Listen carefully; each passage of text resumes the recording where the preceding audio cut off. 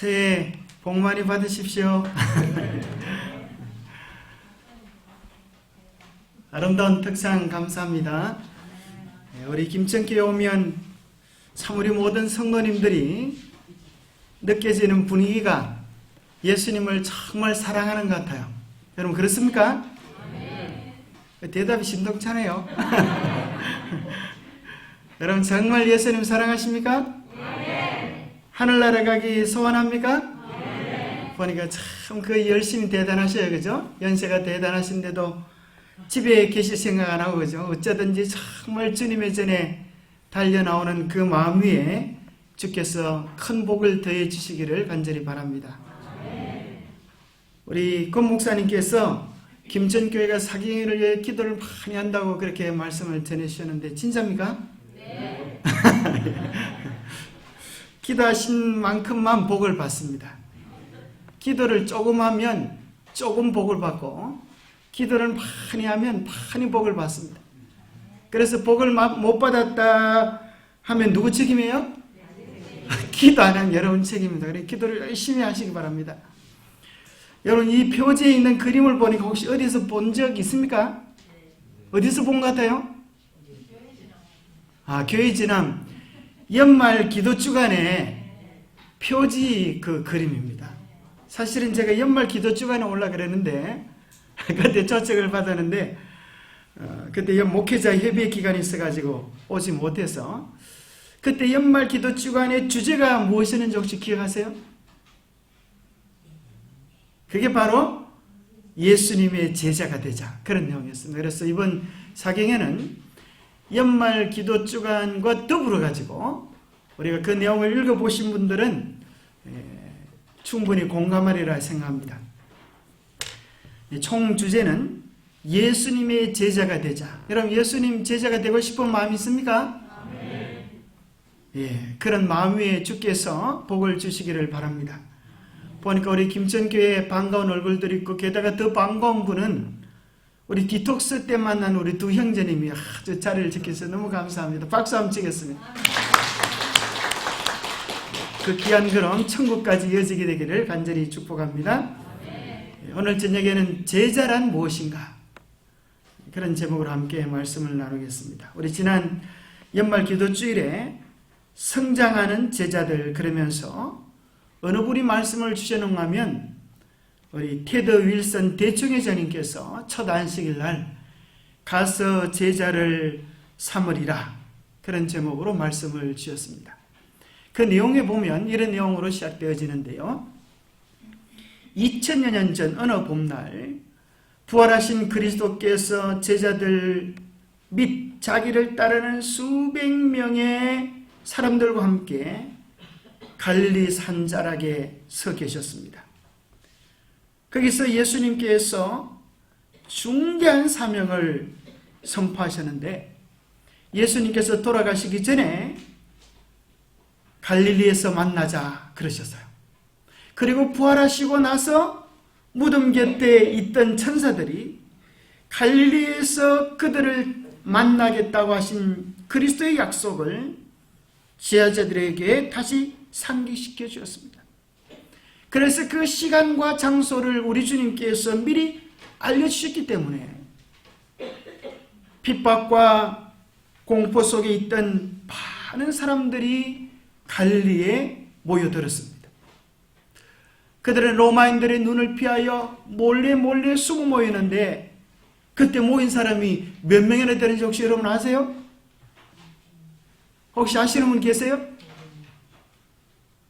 시대의 소망을 읽어보신 분들은 그 숫자가 몇 명인지 압니다. 그죠?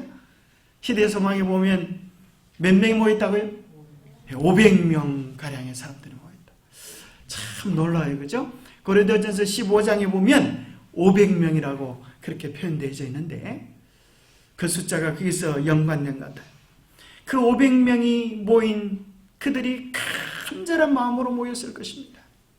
예수님께서 부활하신 예수님께서 오늘 우리에게 무슨 말씀을 해주실 것인가? 그리고 예수님께서 이제 조금 있다가 이제 하늘로 가실 터인데 가기 전에 남기는 마지막 말은 무슨 말이라 그래요? 말을 남긴다 그래서 유언이라 그래요. 사람은 가지만 말을 남겨두고. 여러분 자식들에게 남기는 유언이 중요합니까? 정말 중요합니다. 여러분 유언으로 뭘 남길까 하면 잘 생각해 보세요. 어떤 사람은 준비를 안 해가지고 그냥 꽥 끊는 사람이 있어요. 그건 큰일 나는 겁니다. 또 어떤 사람은 병들어 죽으면서 신앙을 열심히 하시는데 죽으면서 얘들아 잘 들으라. 신앙 열심히 해도 소용없더라. 내가 이렇게 아파 죽는다. 하나님 날 도와주지도 않고 날 이렇게 죽도록 내버려주신다. 꽤. 여러분 그렇게 하면 어떻게 되겠어요? 이때까지 자녀들이 신신의 믿음을 지키다가도 이제 우리 아버님의 유언을 받들어서 우리도 오늘부로 그만두자. 그렇게 하지 않겠어요? 정말 아픔 중에 시련 중에 있다 할지라도 얼마 전에 방송에 교회 오빠라고 하는 그 방송이 있었습니다. 혹시 그거 보신 분 계실지 모르겠어요. 근데 참 놀랍게도 그 교회 오빠가 어떤 오빠였어요? 안 보셨구나. 그게 우리 재림 그 방송에 나왔는데 교회 오빠니까 믿음이 있겠어요? 없겠어요? 그 오빠는 누구하고 결혼했을까요? 교회 나오는 아가씨하고 결혼했어요. 교회 오빠하고 교회 동생하고 결혼했어요. 믿음이 좋았을까요? 행복했을까요? 그런데 문제가 생겼어요. 자기 어머니가 암으로 병들어 돌아가셨어요. 그리고 남편이 암이 들었어요. 이 남편을 뒷바라지하다가 교회 오빠 뒷바라지하다가 부인도 암이 들었어요. 그런데 이 교회 오빠가 돌아가면서 마지막 말로 뭘 남기는가 하면 하나님의 은혜가 너무너무 우리에게 족하다. 나에게 너무너무 족하다. 여보 아무 걱정하지 말아요. 우리 하늘에서 만나요. 교회 오빠가 뭐 감동이 있을 줄 알았더니만 뭐 잘되고 기쁘고 즐거운 일들이 있을 줄 알았더니만 마치 욥처럼 시련이 많아요. 어머니도 아파서 돌아가시고 자기도 아파서 병들어 죽으면서 그런데 더 감동적인 것은 그럴 때라도 절망하지 않고 꾀끄르지 않고 할렐루야 할렐루야 아멘 하면서 소망 가운데서 잠들 수 있는 것이 큰 감동을 주었습니다.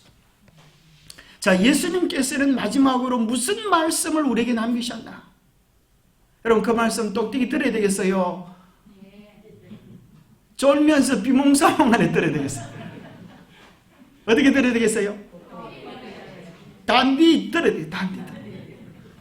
그 말씀 잘 지켜야 되겠어요? 안 지켜야 되겠어요? 정깨구리도 평소 때는 엄마 말 안 듣다가 언제 엄마 말을 잘 들어요?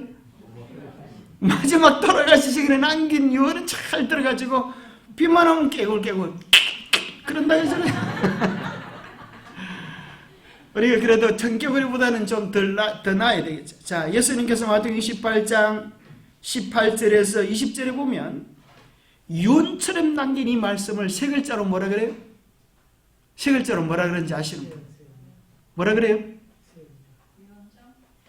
유언장 그러면 큰일 납니다. 유언장 그러면 예수님 돌아가시고 그 소리 들으면 놀래가지고 뭐라 그래요 이걸? 그렇죠. 대사명. 예수님은 뭐 유언장 이런 거 돌리고 그렇게 하지 않고 대사명을 우리에게 줬어요. 그래서 마태복음 18장 18절부터 20절을 뭐라 그런다고요? 뭐라 그런다고요? 금방 얘기해 주는데 또 아이고 여러분 그러니까 애들 보고 공부 좀 해라 그런 소리 하지 마세요. 애들 보고 그러면 엄마나 공부 좀 하세요. 그래서 여러분들이 공부를 잘 하시기 바랍니다. 이걸 뭐라 그런다고요? 네, 여러분들이 입을 벌려서 이야기하기를 제가 기다리고 있는 것입니다. 뭐 여러분들이 입 안 벌려도 아는 줄 알지만은 마스크 썼다고 숨어 계시지 마시고 제가 뭐 물어보면 찰떡같이 대답을 좀 하시면 박자가 잘 맞고 복이 더할 줄 믿습니다. 자, 다시 한번 기회를 드리겠습니다. 요번에 혹 버티는 사람 없겠죠? 자, 다시 한번. 자, 이 말씀을 세 글자로 뭐라 그런다고요? 진짜 그럼 얼마나 좋겠어요. 자, 대삼위. 그럼 우리에게 신 대삼위 무엇인지 함께 파란색으로 된 글자를 한번 읽어보겠습니다. 시작. 모든 권세를 내게 주셨으니 그러므로 너희는 가서 모든 민족을 제자로 삼아 아버지와 아들과 성령의 이름으로 침례를 베풀고 내가 너희에게 분부한 모든 것을 가르쳐 지키게 하라. 볼지어다 내가 세상 끝날까지 너희와 항상 함께 있으리라. 자, 대삼을 한마디로 뭐라고 말할 수가 있겠어요? 내용이 뭐예요? 좋은 것만 하셔, 여러분은. 그죠? 참 똑똑해. 좋은 것만 하셔요. 세상 끝날까지 너희와 함께 있으리라. 얼마나 좋아요. 또 중요한 것이 다른 것은 다 분사인데 한 가지가 동사로 되어 있는데 그게 뭔가 하면 제자를 삼으라고 하는 명령이에요. 나머지 것들은 이 제자를 삼으라고 하는 명령을 도와주는 분사예요. 한마디로 말하면 제자를 삼으라. 이것이 우리 주님의 명령이야. 이 명령을 위하여 샌드위치처럼 위에도 아래도 내가 너와 함께 하겠다 이거예요. 하늘과 땅의 모든 권세를 너에게 주겠다. 뭐하면? 제자를 삼으면. 내가 너희와 세상 끝날까지 함께 하겠다. 뭐하면? 제자를 삼으면. 그러니까 제자를 안 삼으면 이것도 저것도 필요 없어요. 하늘과 땅의 모든 권세를 줄까 하시다가 줄까 말까 보니까 주고 싶은데 아직 준비가 안 되는 거라. 옛날에 징글벨 노래 중에 어떤 거래, 그죠? 갈까 말까 이런 노래가 있더만. 그죠? 그런데 예수님께서 우리에게 하늘과 땅의 모든 권세를 줄까 말까 왜요? 주님의 명령에 따라서 순종하는 백성이 없어. 여기 보니까 가라, 침례를 주라, 가라, 가르치라, 지키게 하라 하는 이 모든 분사는 뭘 위하여? 제자를 삼으라고 하는 명령을 위하여 주신 것이야. 시대의 소망에도 그렇게 되어 있어요. 하나님이 세상 끝날까지 우리와 함께 하시는 걸 여러분 원하십니까? 그걸 확실하게 느끼고 계세요? 네, 그러지만 좀 못 느껴요. 네, 그러지만 신동찬이 왜 그런가 하면 가서 제자를 삼으라고 하는 명령을 우리가 행하고 있지 않기 때문에. 그래서 시대의 상황에 보면 이 명령을 행하고 있는 자들에게 주님께서 세상 끝날까지 함께 하실 것이다. 그렇게 약속이 되어 있어요. 우리가 이 명령을 행하지 않으면 주님이 어디 계신 줄로만 생각해요? 여러분, 주님이 어디 계세요? 제가 여러분께 여쭤보겠습니다. 주님이 어디 계세요? 하늘나라에 계신 줄은 누구든 다 알아, 그죠? 하늘나라에 계시지 거기서 끝나면 안 돼요. 예수님 어디 계시다고요? 옳지. 그렇게 돼야 돼요. 하늘나라에 계시다. 여러분과 거리는 몇 리가 되는 거예요? 천리 만리가 되는 거예요. 하늘까지는. 예수님 어디에 계셔야 돼요? 내 마음의 중심에 계시다. 내 마음의 중심에 계셔서 나를 다스리시고 나와 함께 계시고 내 삶을 주장하셔야 그게 정답이에요. 예수님이 하늘에 계시면 우리가 예수님 재림할 때 만나면 아마 그럴 거예요. 당신 누구십니까? 예수님이라고요. 글쎄 처음 보는 분 같습니다. 그러면 큰일 나잖아요. 우리가 매일매일 주님과 교제해가지고 예수님 오자마자 딱 알아봐야 되는데 누군지 몰라가지고 머리를 끌적끌적거리면서 제가 얘기는 많이 들었는데 이렇게 처음 뵙습니다. 앞으로 잘 부탁합니다. 이러면 큰일 나잖아요. 예수님 어디 계셔야 된다고요? 우리의 마음에, 우리의 삶의 중심에 매일매일 계시고 동행하셔야 합니다. 자, 예수님께서 선교를 시작하실 때, 당신의 사역을 시작하실 때 하신 가장 중요한 일이 무엇이었을까요? 예수님 이 일을 위하여 금식까지 하시고 철야까지 하시고 그렇게 12명의 제자를 부르셔서요. 예수님의 사역을 잘 보세요. 산에 오르사 자기가 원하는 사람들을 부르시니 그들이 주께로 나오더라. 주께서 12를 정하셨으니 이는 그들을 자기와 함께 있게 하시고 내보내어 전파하게 하시며. 예수님이 사역을 하실 때 가장 중요하게 시작하신 것이 제자를 부르신 것이요. 그 제자 중에 여러분 아는 사람들도 있죠? 누굽니까? 베드로, 또요 요한, 또요 야고보. 무려 몇 명이나 부르셨어요? 12명이나 부르는데 그 중에 똑똑한 사람이 누구였어요? 가장 똑똑한 사람 누구예요? 가룟 유다가 보니까 가룟 유다는 예수님께서 불렀어요? 안 불렀어요? 안 불렀는데 지가 쫓아와가지고 나 제자면 어떻게 했어요? 좀 제자 삼아주세요. 그때 예수님께서 뭐라 그러셨어요? 여도 굴이 있고 그 다음에요?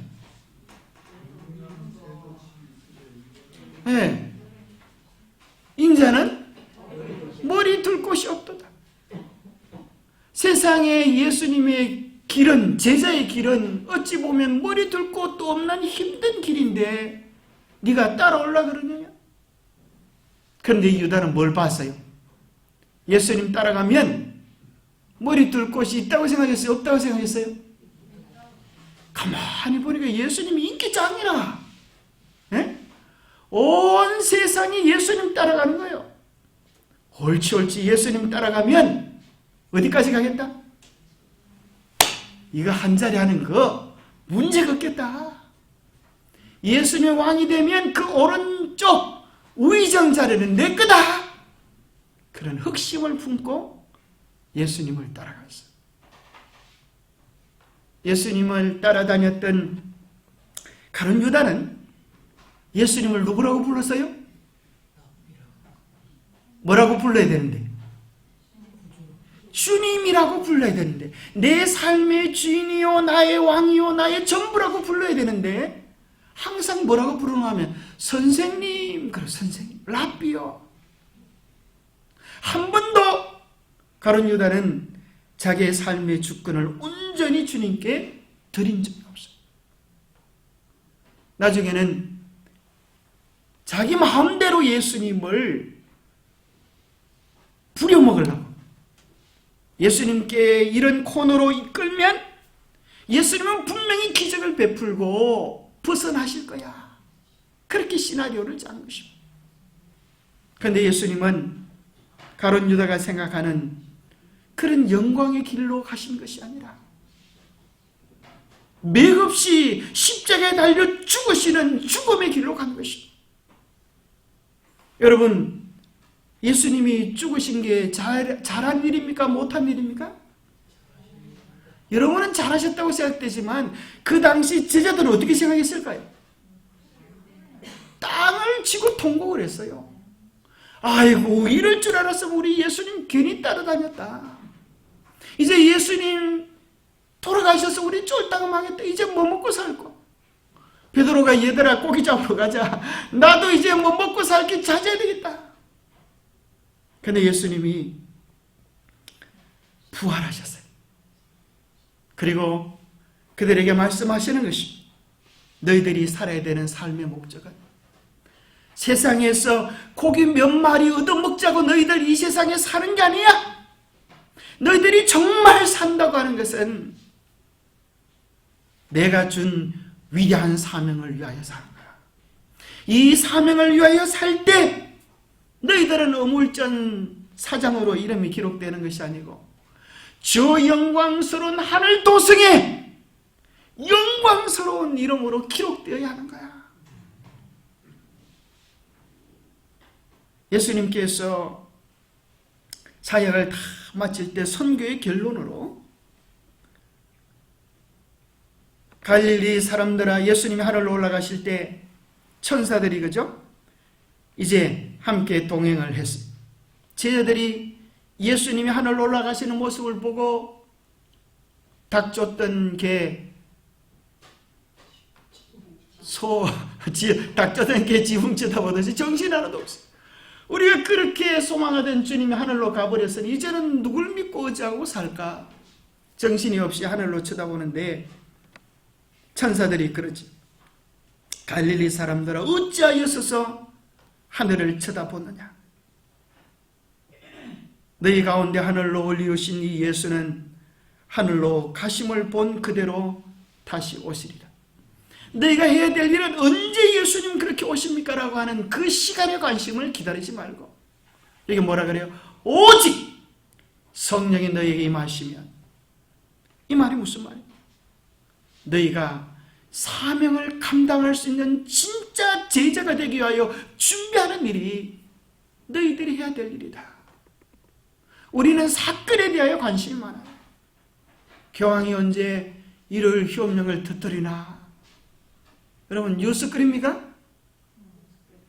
뉴스 끓여요. 얼마 전에 KBS의 9시 뉴스를 보니까요, 무슨 내용이 나오는가 하면 앞으로 사람들의 머리에 칩을 딱 박아가지고 원숭이 실으면 성공했대요.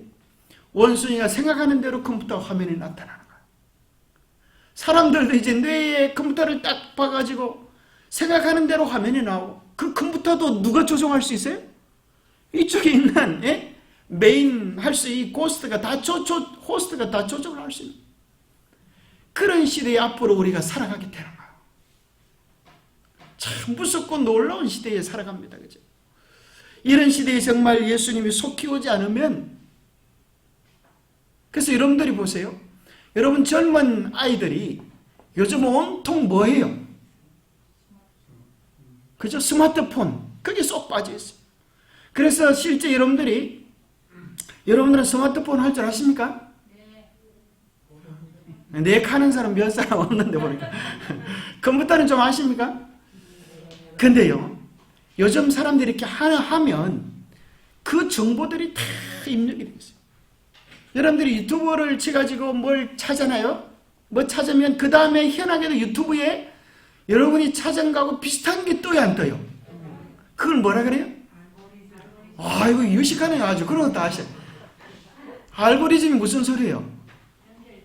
네, 컴퓨터가 먼저 여러분이 뭘 좋아하는 성향을 알고, 그 알고리즘이에요.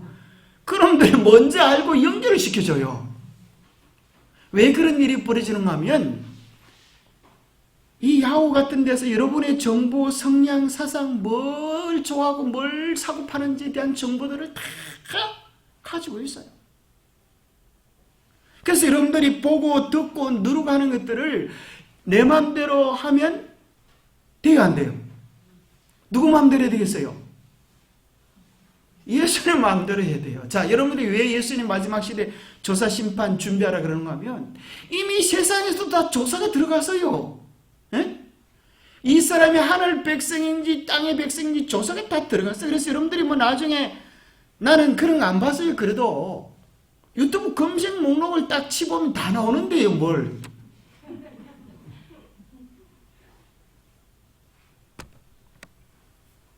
그래서 우리가 이제 그런 시대에 희한한 시대에 살아가고 있어요. 예수님이 안 오시면 모든 사람들이 마치 원숭이 조종당하듯이 조종당할 수밖에 없는 끔찍한 시대에 살아가고 있습니다. 이제 예수님이 하늘로 올라가실 때 제자들이 천사들이 옆에 있었어요. 천사들이 제자들 보니까요, 지금 예수님 올라가시는데 뭐 해야 되는데, 사명을 가지고 이제 성령을 위하여 기도해야 되는데, 제자들이 다 뭐 하고 있어요? 넋이 빠져가지고 하나만 쳐다보고 있잖아요. 하도 천사들이 답답해가지고 예수님 이 세상은 어찌하고 하늘로 오십니까? 그때 천사들이 예수님 뭐라 그러셨을까요? 나는 준비를 단디 해놨다. 예수님 무슨 준비를 해놓으셨는데? 예수님 뭐라 그러시는가 하면, 나는 제자들을 준비해놨다. 그냥 천사들이 기가 차가지고 그러는 거예요. 예수님 제자들요, 한 놈은 예수님 팔아먹고 십자가에 달려 돌아가실 때 다 지살자고 도망갔던 그 제자들을 뭘 믿고 그렇게 큰 소리 치십니까?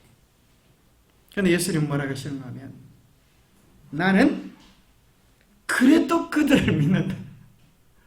그래도 그들을 믿는다. 예수님이 믿어주심 때문에 제자들이 오순절 다락방에 성령을 받고 세상을 뒤집는 역사를 일으켜 놓았어. 그리고 놀랍게도 예수님께서 그때 선포하신 명령은 그 당시 제자들에게만 주신 명령이 아니라 누구에게도요? 오늘 누구에게요? 누구에게요? 진작 그러시면 안 돼요. 진작 그러시지. 뭐 자꾸 우리 그러세요. 나에게 개인적으로 부르시는 거예요. 여러분 시대의 소망을 잘 똑띠기로 보세요. 그들만 부르신 것이 아니라 오늘 우리 각자 개인을 주님께서 제자로 부르십니다. 자, 우리는 교인 좋아하죠. 교인. 나는 그냥 교인으로 있을래. 제자 되기 싫어.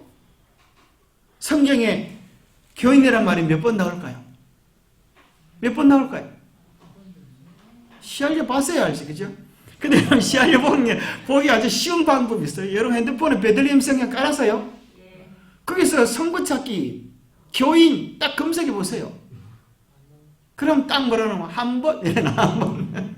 여러분 교인 좋아하는데 교인은 한 번밖에 안 나와요. 성도 되기 좋아하는데 성도는 65번 나와. 그러면 제자는 몇 번 나올까요?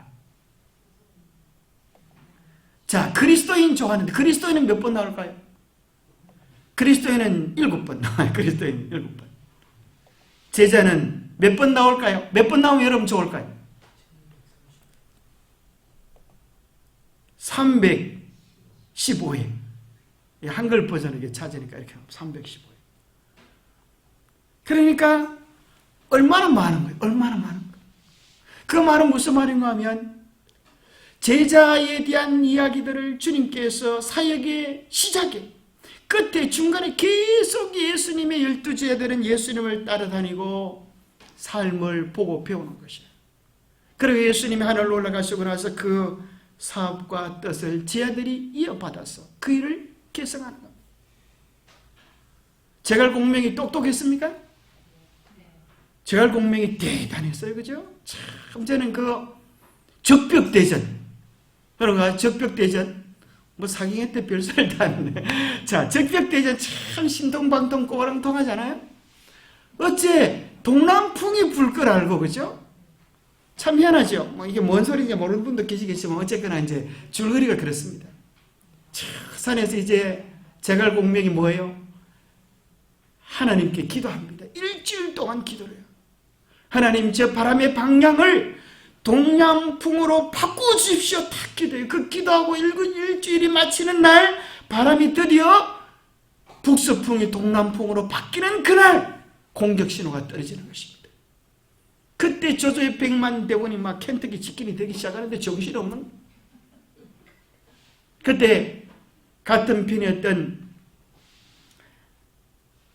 저쪽의 대장이 가만히 보니까 저놈이 지금 우리와 연합해서 일을 하지만 만약에 저놈이 적군이 되는 그 순간에 우리는 끝장이 난다. 얘는 벌써 그 역사가 일어나자마자 한 앞을 더 내다보는 거예요. 그래서 뭐라 그러는가 하면 당장 저놈을 가서 잡아서 죽여라. 우리와 지금은 연합해서 하지만 저놈이 적을 자기 등을 돌리는 순간 우리는 끝장이다. 그런데 더 신통방통 꼬부랑통한 것은 그걸 미리 알고 벌써 제갈량은 배를 타고 떠나면서 너희들 오나 그리고 인사하면서 가는 거야. 참 대단하잖아요. 그런데 제갈공명은 뭘 못 남겼어요? 제자를 못 남겼어요. 제갈공명은 제자를 못 남겼어요. 제갈공명도 제자가 있었다면 아마 그 제자들이 큰 소리 칠지 모르겠어요. 제자가 중요한 것입니다. 그 제자가 그 당시는 정말 신통찬하다. 그들이 간절히 매달려 기도할 때에 이제 누가 오세요? 또 다른 보혜사가, 또 다른 예수님이 그들 안에서 역사해 주십니다. 하나님의 능력의 종들이 되어서 큰 역사를 이루십니다. 오늘 우리에게 제자가 되는 것은 여기 보니까 이제 교회 지남에 기록되어진 우리 대청회장님의 기록에 보면 이렇게 되어 있어요. 예수 그리스도의 제자가 되는 것보다 더 높은 부르심은 없다. 이것보다 더 높은 부르심, 다른 말로 하면 이것보다 더 중요한 부르심은 없다. 여러분 제자가 되고 싶어요? 이 제자들이 하늘의 이름이 기록되었다니까요. 이 제자들을 예수님께서 기대하고 계시는 거예요. 지금도 바라고 계시는 거예요. 제자란 한마디로 이야기하면 제자의 목표는 예수님을 닮는 것이다. 누가복음 6장 40절에 보니까 제자가 그 선생보다 높지 못하나 온전하게 된 자는 그 선생과 같으리라. 이것이 우리의 삶의 목표가 되어야 돼요. 어떤 사람 그런 사람이 있어요. 심심하다. 그 텔레비 좀 틀어봐라. 오늘 뭐하노? 여러분 심심할 때가 아니에요 지금. 심심하다는 말은 무슨 소린가 하면 목표를 잃어버렸다는 거예요. 뭘 해야 될지를 모르겠다는 거예요. 뭐가 중요한지를 모르고 산다는 이야기예요. 우리가 정말 예수님을 닮기 원하는 그 거룩하고 위대한 목표를 가지고 산다면 그것을 위하여 달려가고 진력하고 있을 거예요. 제자란 한마디로 뭐예요? 예수님을 닮는 사람입니다. 그래서 제자를 둘로 나누면 첫 번째는 뭘 닮아야 되는가? 예수님의 품성을 닮는 자가 제자입니다. 여러분 제자 되기 원하십니까? 나는 제자 안 되고 싶다. 그런 사람 손 들어봐. 나는 예수님 품성 안 닮고 싶다. 그런 사람 손 들어봐. 나는 예수님 품성 닮고 싶지 않다. 어떻게 예수님 품성 닮겠는가? 그런 사람 손 들어봐. 여러분 예수님 품성 닮을 수 있어요? 여러분 기억하셔요. 둘 중에 하나입니다. 그죠? 둘 중에 하나예요. 예수님을 닮든지 누구를 닮든지 사단 마귀를 닮든지 중간은 없어요. 나는 예수님 못 닮겠어요. 그러면 물어보라 많아요. 그 사람 뭘 닮아가고 있어요? 세상을 닮고 자기도 모르는 사이에 사탄 마귀를 닮고 있는 거예요. 자기 속에 있는 욕망을 쫓아가고 있는 거예요. 그래서 성경에 보면 십자가의 원수라 그래요. 그것을 다른 말로 하면 짐승이라 그래요. 여러분 속에 짐승이 있나요? 짐승이 몇 마리가 있잖아요. 약을 살살 올리면 호랭이로 변합니까? 응? 약을 살살 올리면 살쾡이가 됩니까? 여자분들은 또 자기 뜻대로 안 되면 막 머리를 쓰는 여우가 됩니까? 우리 속에 아주 뱀들이 짐승들이 참 많이 들어있어요. 그래서 그 본능대로 살면 우리는 무슨 표를 받아요? 그게 짐승의 표예요. 짐승의 표. 하나님이 내 마음에, 예수님 내 마음의 왕이 아니고 내 성질대로, 내 기질대로 되는 대로 살면 되는 대로 내버려 두면 밭에서 뭐가 나던가요? 예쁜 꽃이 피던가요? 그죠? 온갖 잡초가 만발한 것입니다. 복숭아 하나 따먹으려고 하면 우리 백사님 얼마나 잡초를 많이 메고 얼마나 또 농약을 많이 치고 얼마나 많이 갖고 합니까? 그냥 입에 그냥 들어가는 것 같아도 그죠?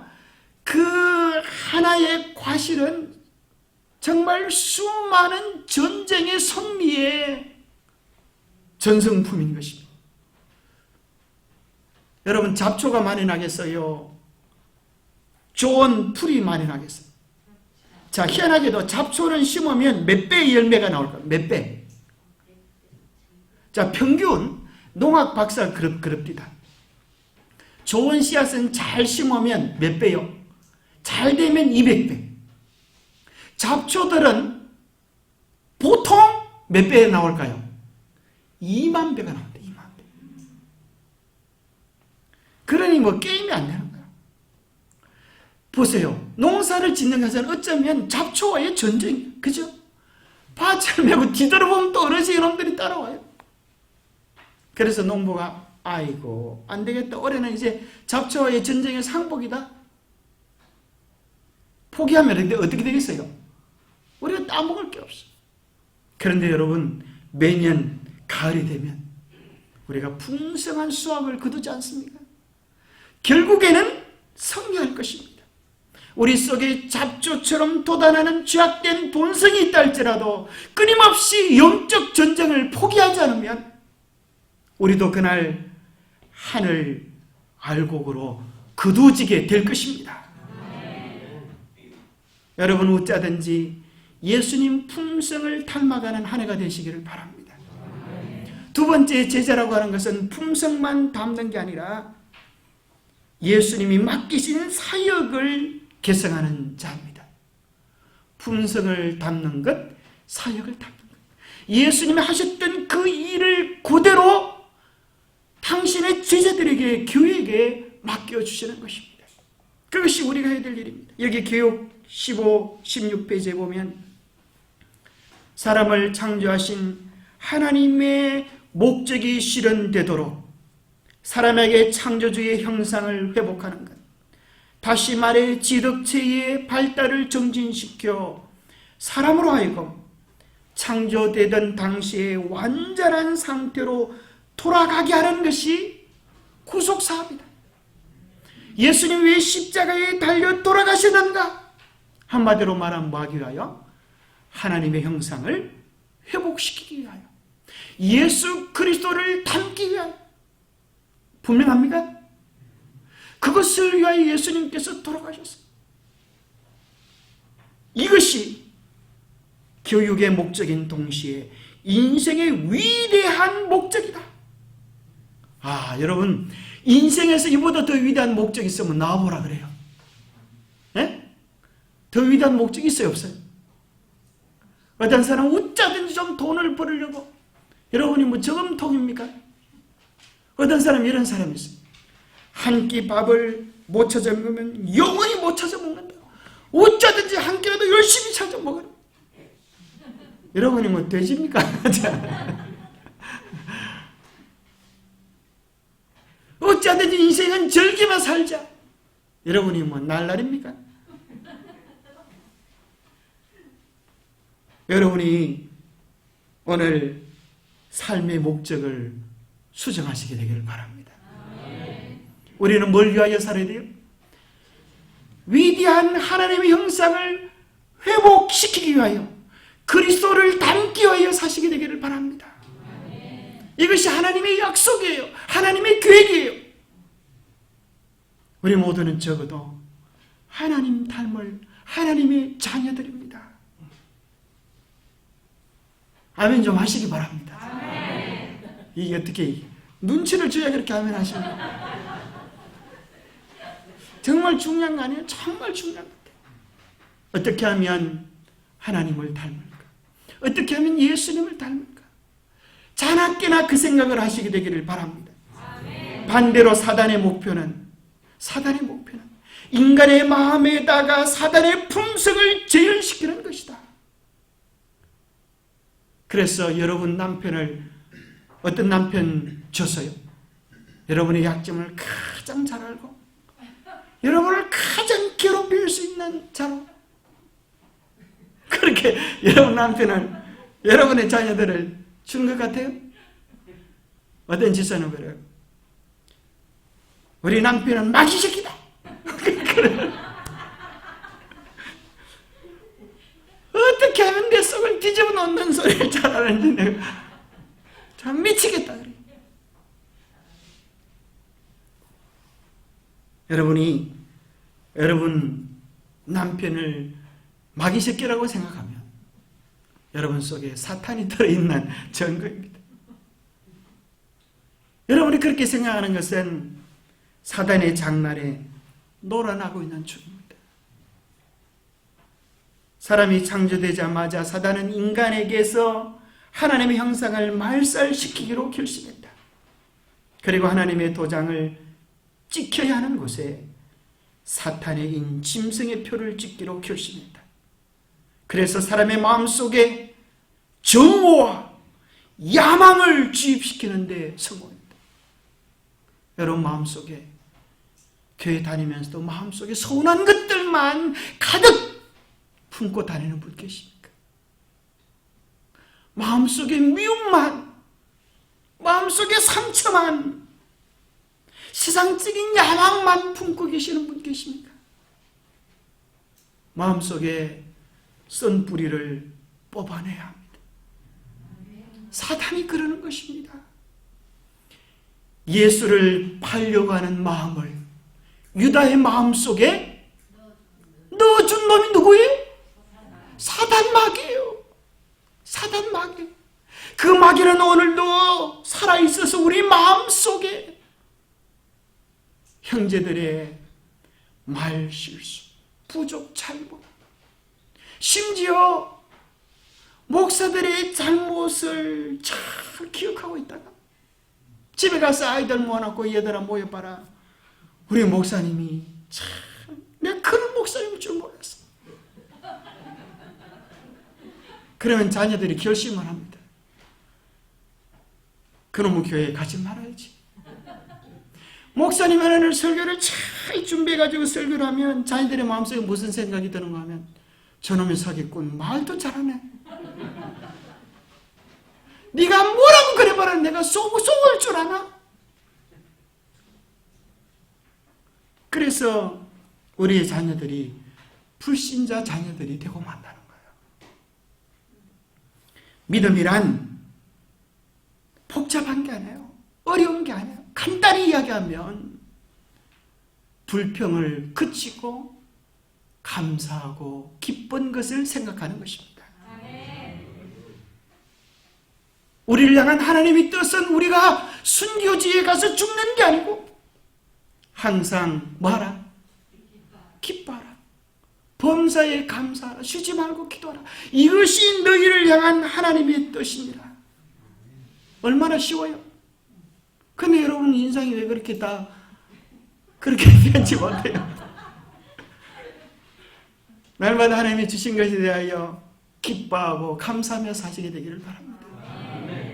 좋은 말로 할 때 기뻐하시기 바랍니다. 목숨이 아깝거든 감사하며 사시게 되기를 바랍니다. 돈이 많다고 행복한 게 아니에요. 운동한다고 건강해지는 게 아니에요. 마음이 행복해야 건강해지는 것입니다. 그 행복은 감사할 때 오는 것입니다. 감사는 먼 데 있는 게 아니라 오늘 내 일상 속에서 크고 작은 것들에 대하여 감사할 때 말할 수 없는 행복이 우리 속에 오는 것입니다. 열매가 익으면 낫을 대나니 이는 추수의 때가 이르렀습니다. 이제 역사의 가을이, 역사의 겨울이 다가오고 있습니다. 여러분은 하늘 백성으로 익어가십니까? 아니면 사탄의 백성으로 익어가고 있습니까? 감사의 사람으로 익어가고 있습니까? 불평과 원망의 사람으로 익어가고 있습니까? 그리스도께서는 당신의 교회 안에 당신을 나타내 보이기를 간절히 바라신다. 그리스도의 품성이 그분의 백성들 속에 완전하게 재현될 때에 그분은 당신의 것을 찾으시려고 이 땅에 강림하실 것이다. 누가 예수님 못 오게 막고 있어요? 내가 알기는 여수같이 잘해. 그죠? 예수님께서 오시고 싶어도 뭐라 그래요? 회개하여 구원에 이르도록 하기 위하여 또 기다리시고 또 기다리신다 그랬어요. 이것은 주님의 약속입니다. 하나님의 형상으로 변화되어지는 일은 주님의 약속. 이 약속을 순종으로 받아들이는 자에게 이루어질 것입니다. 그대는 영생을 위하여 준비할 은혜의 시기가 다시 없을 것이다. 그때는 우리가 그리스도의 의의 두루마기를 입어야 할 때는 오직 이 세상에 사는 동안뿐이다. 그리스도께서 당신의 계명을 지키는 자들을 위하여 준비하신 하늘집에 들어가기 위하여 품성을 형성할 수 있는 기회는 오직 언제다? 오직 언제다? 오직 언제다? 오늘이다. 그죠? 오늘이다. 보라, 지금은 은혜 받을 만한 때요. 보라, 지금은 구원의 날이다. 하나님께서 이 한 해를 은혜의 기간으로 주신 것을 감사하십시다. 이 한 해 동안에 우리에게 맡기신 사명을 감당할 수 있도록 내 고집, 내 욕심만 부렸던 우리의 마음을 주님께 드려서 주님이 우리를 당신의 형상으로 빚으시도록 우리의 생애의 마지막 한 해처럼 그렇게 주님께 드릴 수 있으면 좋겠습니다. 그런데 우리가 어떻게 하면 주의 품성을 닮을 수 있을까? 여기 이렇게 되어 있습니다. 다른 사람을 위하여 이기심 없이 활동하는 정신은 품성의 심오함과 안정감과 그리스도와 같은 아름다움을 주고 그것을 소유한 자들에게 평안과 행복을 가져다 준다. 포부는 고상해지고 게으름과 이기심은 있을 자리가 없다. 영혼들을 돌봐주고 있는 자들, 실수한 자들을 구원하는 데 자신을 완전히 바치는 자들은 가장 확실하게 그들 자신의 구원을 이루고 있다. 우리가 어떻게 할 때 우리의 품성이 주님 닮는다고요? 산에 가서 돛 닦는 게 아니에요. 산에 가서 돛 닦는 게 아니에요.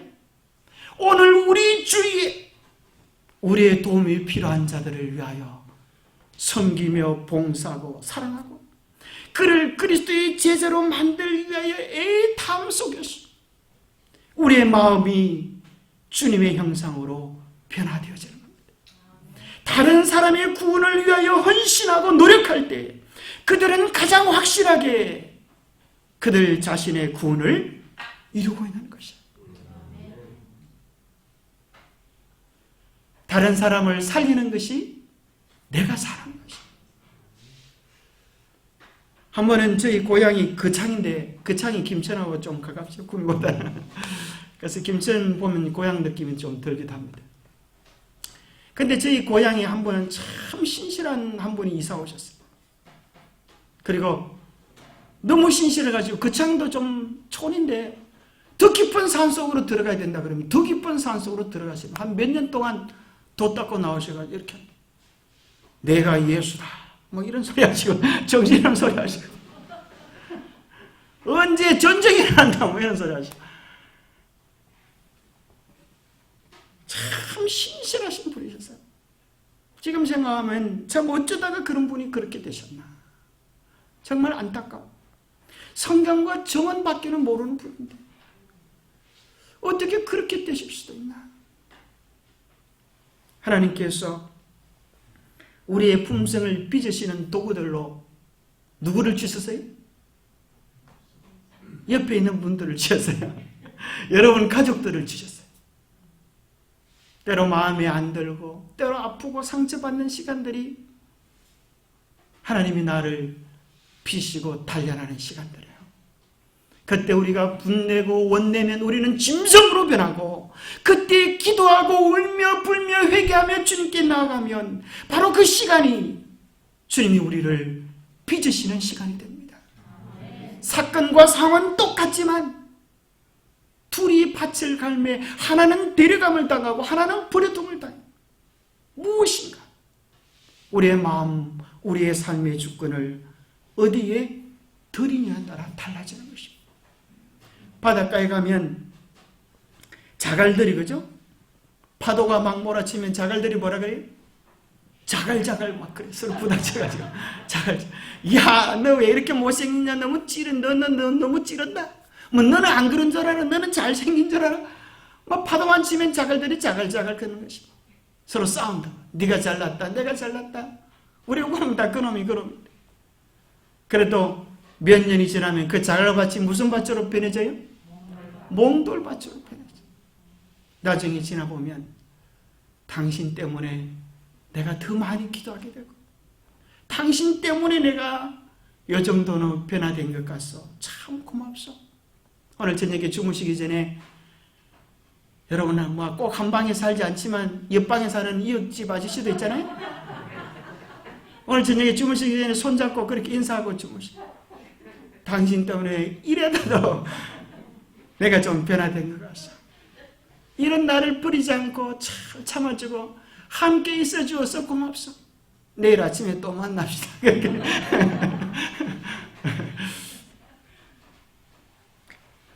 이제는 우리가 제자가 되어야 합니다. 오늘 우리의 위기는 무엇인가? 교인은 많지만 교회 안에서 예수님을 닮고 예수님을 나누기 위하여 몸부림치는 열정의 제자가 없는 것입니다. 우리가 해야 되는 일은 목사님이 하실 일이지 나는 할 일이 아니야. 우리가 11금을 내잖아. 합회에서는 뭐하고 있어? 연합회는 뭐하고 있어? 하나님은 누구를 부르시는가 하면 우리 각자를 부르세요. 우리 각자가 그 기쁨이 무엇인지 그 즐거움이 무엇인지를 맛보게 되기를 원하십니다. 가르쳐 지켜 제자를 삼는 일에 그 사명에 순종하는 제자가 어디 있는가? 교회를 이끌어갈 젊은이들은 또 어디 있는가? 사실은 우리가 교회 안에 새 손님이 들어오면 얼마나 반갑습니까? 그죠? 시신자가 들어오면 얼마나 반갑습니까? 그런데 사실 우리 교회가 준비가 안 되어 있어요. 참 시신자가 들어오면 정말 10년에 만난 친구같이 정말 기다린 친구같이 만나면서 반갑게 끌어안고 자기 집으로 초대하면서 내가 세상을 살아보니까 정말 예수님 알고 구원받는 이것보다 더 크고 좋은 게 없어요. 게다가 정말 진리가 무엇인지 발견하는 이것보다 더 크고 좋은 게 없어요. 내가 가지고 있는 이 기쁨, 우리 교회가 가지고 있는 이 즐거운 소망을 당신도 알게 돼서 너무너무 좋아요. 별거 아니지만 우리가 차림 식사 드시고 혹 기회다면 일주일에 한 번씩 우리 집에 와서 우리가 함께 공부하면서 하나님이 우리를 위하여 어떤 계획을 가지고 계신지 우리를 위하여 얼마나 풍성한 축복을 쌓아놓고 계신지 우리 일주일에 한 번씩이라도 우리 집에 와서 한번 공부하지 않으실래요? 그렇게 했다고 하면 떨어지는 사람이 있겠어요? 없겠어요? 근데 사실 우리는 멀뚱멀뚱 쳐다보면서 목사님 뭐하고 있노? 그렇게 성경부자님 뭐하고 있노? 사실은 평소 우리가 준비되어져야 평소 실력이 시험 점수예요. 평소 실력이 시험 점수. 밤새워서 공부하는 것은 시험 보고 나면 다 잊어버려요. 시험 보고 나면 빨리 기억한 것은 빨리 사라져요. 그래서 우리에게 필요한 것은 제자가 되는 것입니다. 예수님은 우리의 모든 문제의 답은 예수님이에요. 어떨 때 사람이 머리가 아픈가? 아예 공부를 안 하고 시험 보는 아이는 걱정할 게 없어요. 아는 게 없으니까. 그저 볼펜 구르면 볼펜 귀신이 시키는 대로 그냥 적는 거야. 근데 공부를 어중간하게 하고 나면 그게 머리 아픈 거예요. 1번을 하려고 하면 2번이 답인 것 같고 2번을 쓰려고 하면 1번이 답인 것 같고 알쏭달쏭 알쏭달쏭 하다가 1번 딱 적고 나와서 나중에 책을 보면 2번이 답이라 아이고 그거 내가 쓰려고 그러는데 말았다고. 어떤 사람이 답답한 사람이라 답이 2개인 사람. 예수님을 알기는 하는데 자기 생각으로 예수님을 알아요. 자기 의견으로 예수님을 자꾸 가르치려고 그래요. 가룟 유다 같이 말해요.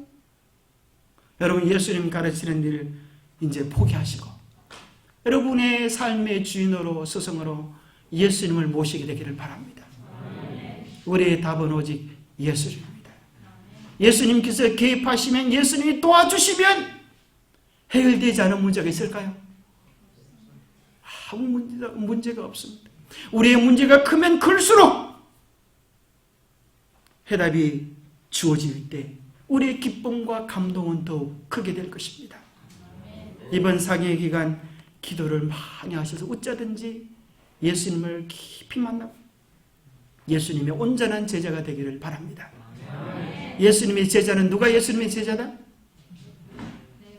예수님의 품성을 담는 자, 예수님의 사역을 개성하는 자. 이것이 오늘의 결론입니다. 그래서 보니까 오늘 반밖에 못했는데 1시간 더 할까요? 내일 하겠습니다. 보니까 눈빛이 갑자기 달라지는 것 같아요. 자, 내일은 그러면 어떻게 우리가 이 위기들을 극복할 수 있는가? 사실 우리 교회도 큰 위기 속에 있습니다. 이러한 위기들을 어떻게 극복할 수 있을 것인가? 그것을 예수님께 물어서 답들을 한번 찾아보겠습니다. 제가 바로 기도하고 마치겠습니다. 예. 하나님 아버지, 참으로 우리를 도와주시옵소서. 예수님을 믿고 산으로 하지만 정말 예수님이 내 삶의 주인이 아닐 때가 많았습니다. 그래서 예수님이 계획해 놓으신 풍성한 삶을 누리지 못하고 불평과 원망과 핍절함 속에서 살아왔습니다. 오 주님, 그래도 주님을 사랑하는 마음이 있어 이 자리에 달려왔사오매 주님, 오늘 우리 있는 이대로 받아주시고 그 어리석고 부족한 지자들을 하나님 나라의 기둥으로 만들어 주셨던 것처럼 오늘 우리를 주님께 온전히 드리오매 당신의 일을 위한 당신의 도구들로 새롭게 창조하여 주시옵소서. 우리가 부족하고 연약하지만 우리가 간절히 우리 주님 닮기를 원합니다. 주님 도와주시옵소서. 우리가 부족하고 연약하지만 주님께서 맡기신 사명 감당하기를 원합니다. 주님 도와주셔서 이 아름다운 역사가 우리 안에, 우리의 가정에, 우리 교회에 이루어질 수 있도록 축복해 주시옵기를 우리 주 예수 그리스도 이름 의지하여 간절히 간구하옵나이다.